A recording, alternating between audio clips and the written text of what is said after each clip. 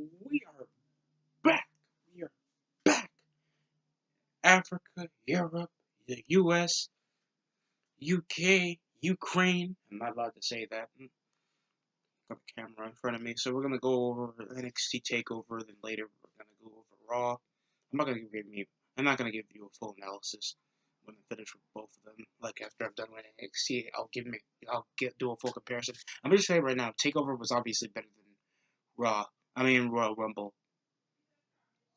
The matches were a lot funner. I think it gave me a lot more suspense. I thought the main event was better for the Royal Rumble than it was for Takeover. In my opinion, it was just a better move. For Tommaso Ciampa and Alistair Black, I thought it needed something to be a bigger, better main event. Thanks to Alistair Black, Tommaso Ciampa, and Johnny Gargano, Velveteen Dream. These were like the biggest main event matches, or wrestlers that were competing against each other for the NXT title for a couple of months, majority of the NXT year. So obviously, I wanted to just go over what was going on in the takeover. So we opened up with the Road Raiders facing off against the Undisputed Era. Undisputed Era started off hot. There was a couple grappling moves I thought is one of the most entertaining matches. There was a lot of stiff moves. Kyle O'Reilly continued to beat the shit out of people. Well, Roderick Strong just used a few stiff moves with some nice submissions. I thought this was a pretty entertaining match. So, I give it if it was up to me, I would give it like a 6 out of 10. It was an easy show. It was an easy show opener to do Undisputed Era, or a decent tag team, except I'm more used to Kyle O'Reilly and Bobby Fish. If you guys don't watch Ring of Honor, good for you, I guess. I don't know. It's subjective. You don't have to watch Ring of Honor. If you watch Kyle O'Reilly wrestle and Bobby Fish, that used to be the Red Dragons. But this is entertaining. These guys don't mesh together than I thought they would be. This was an entertaining, one of the better matches.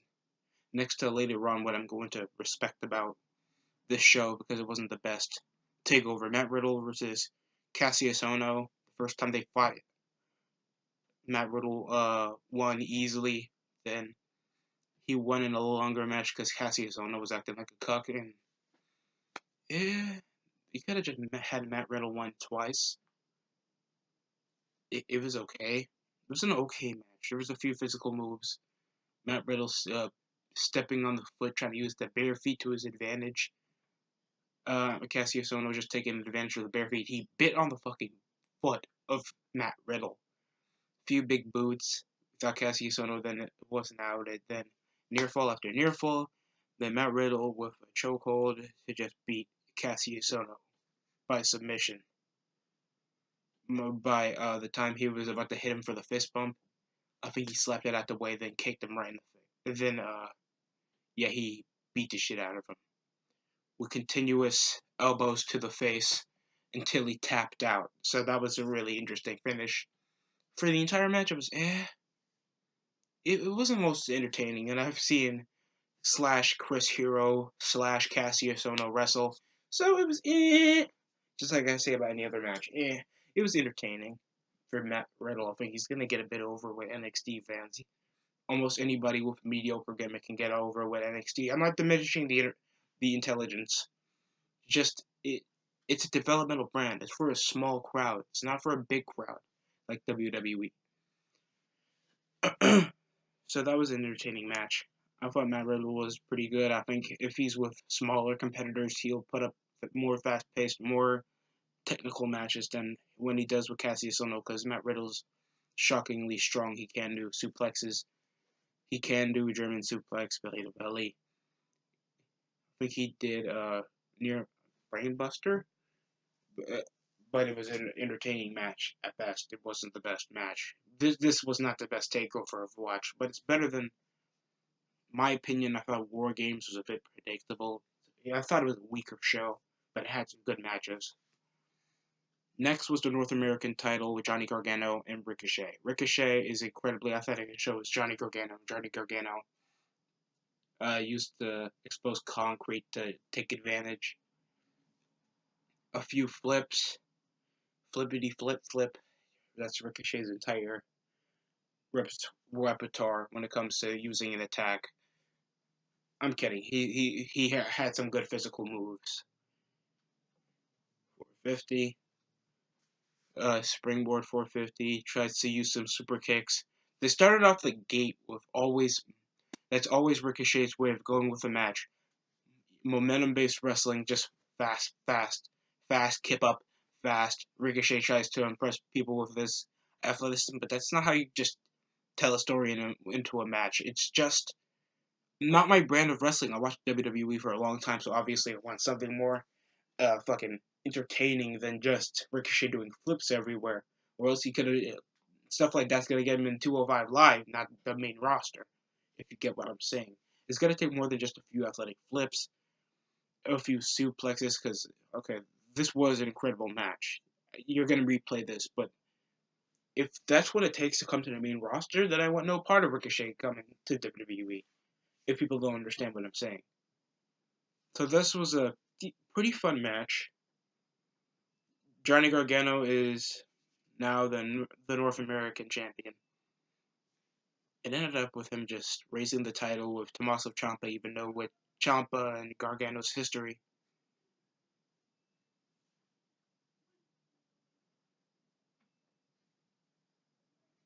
And they just ended him with a DDT to get a 3 count. But it was a really fun match. It was a fun match. I can't say that it didn't have the most fast paced moves, harsh kicks, near fall after near fall. Just like the main event, near fall after near fall after near fall, with Alistair Black just selling sometimes that he got a knee injury, and Tommaso Ciampa couldn't capitalize off a leg submission hold to just win the match, or at least cripple Alistair Black. But whatever, I'm gonna go over the main event soon. Next up was Shayna Baszler versus Bianca Belair. This was the best match in the card. I'm gonna say it out the back. Best match of the year. It was technically sound. Bianca Belair, Shayna Baszler, even though she doesn't look like this certain WWE woman, I think she's perfect. The promo was good. She said it doesn't matter how strong you are, fast you are, it just matters if you can breathe. It proved on Bianca Belair being inexperienced, even though she had an uh, undefeated streak, like that really mattered.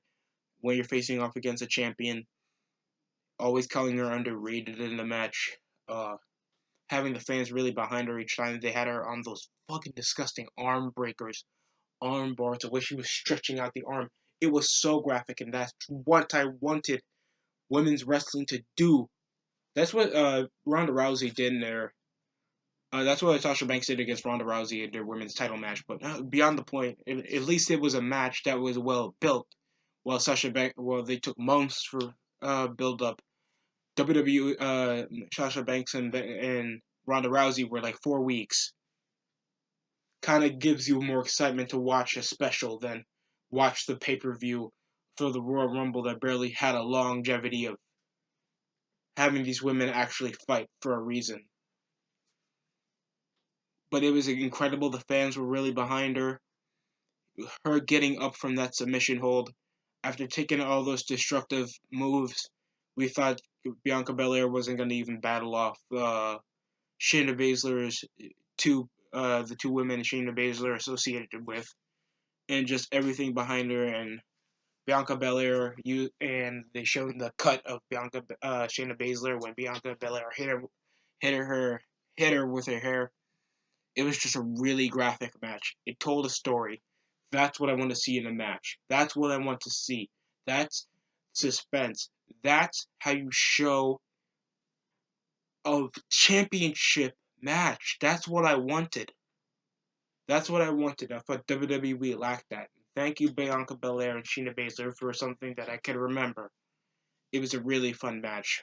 But Shayna Baszler did win off the submission hold when Bianca Belair missed off a 450 splash by holding your hair like this, getting to her leg, and Shayna Baszler hitting the submission hold. It was a really good match. It was a really good match. It told what I needed to tell. and they got even the commentators. Commentators also did a good job, actually showing discrete descriptions why it's going to be a 2 count, why the move wasn't that effective, bringing up previous performers, previous wrestlers that used the certain wrestling moves that were on tonight.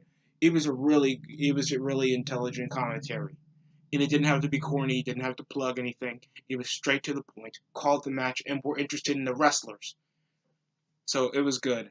And I'm not dick sucking you because NXT is an underrated NXT developmental brand because it actually takes the wrestlers seriously. That's it. NXT takes the wrestlers seriously, and they always want the next big thing to be the next big thing. Really, why you think people like Velveteen Dream, Shayna Baszler, Johnny Gargano, Tommaso Ciampa, these guys wouldn't even last a week in the main roster if it was back in the day when the ECW was the third brand of the WWE. They would be stuck in ECW released in like 3 months. So that was the best match into the show. And next is going to be the NXT Championship. And I watched, before I continued, when I was thinking of the review, I thought of, one of my favorite YouTubers, Joe Cronin, that was reviewing NXT Takeover Phoenix. And he brought up that the match needed a bit of something over the long time Alistair Black been messing around with Tommaso Ciampa since Tommaso Ciampa won the NXT title. And it kind of did need something. It kind of did need something.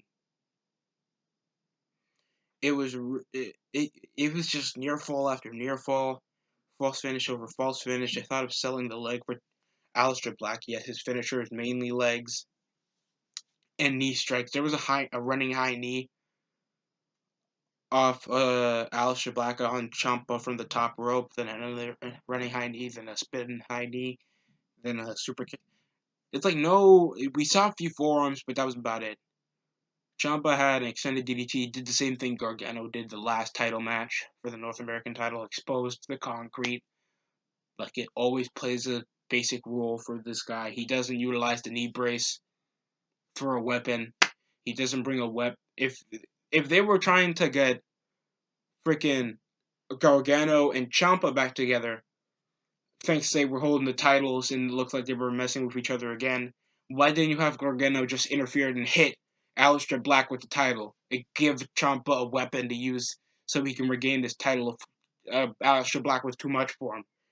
This just could have been a way more interesting match. Not every match has to be false finish, knee strike after forearm strike, blah, blah, blah. It doesn't have to be that. It's a wrestling match. You're supposed to sell a story. You guys are supposed to sell entertainment. That's the point. As much as I like wrestling matches, as much as I like Alistair Black and Tommaso Ciampa, you guys can use weapons. You guys can do something to change the game.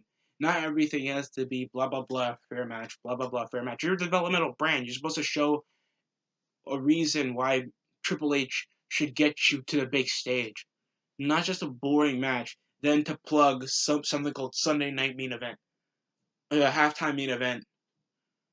I think it's going to be over the Super Bowl and shit. I don't care.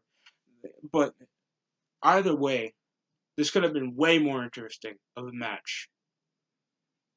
This could have been way more interesting of a match, and I think this was underutilized.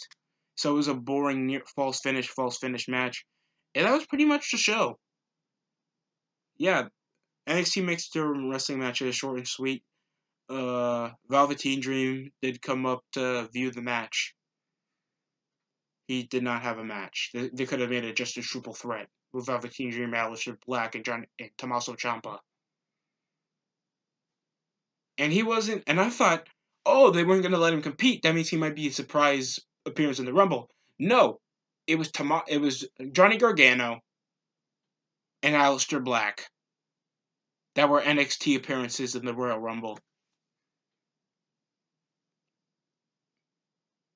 Number 30, ooh, that's going to be a surprise, because guess what? R-Truth didn't compete. Anyway, this gets a short 7 out of 10. I thought this was a pretty alright takeover, decent one to start off the year. Shayna Baszler and Bianca Belair gave a pretty good showing of Bianca Belair and durability. I thought it was a really good match. The fans were behind her. That's how you book an underdog. Even Bayley didn't get booked like that for a match. And Bayley's not struggling in the main roster. I thought the NXT title match could have been better. More of a stipulation, first blood, last man standing, something. Submission match. Something to give it more of a oomph if you're doing a main event. Especially if you want to start off the year. You need to give a big oomph. If it was the middle of the year or before WrestleMania, no problem. No problem. So this was obviously not the best, but it was a good takeover to start the year. Johnny Gargano as a champion. Well, it's about damn time, but I think he should have won the NXT title, not the North American title against Ricochet. And I thought Ricochet was still feuding with Adam Cole. I don't watch a lot of NXT, but if it's a takeover and it got a decent card, I'm gonna look at it. Especially if it's something to keep my mind off WWE being bad. The NXT tries hard to actually make their takeovers interesting with months of build up. They're not like WWE. They don't need SmackDown and 205 Live so they can make a suspenseful card, even though most of the other matches are going to be for the mid card on kickoff instead of on the main show, where they had 2 Royal Rumble matches. So that was the show. Thanks for watching. I hope you guys enjoyed the review.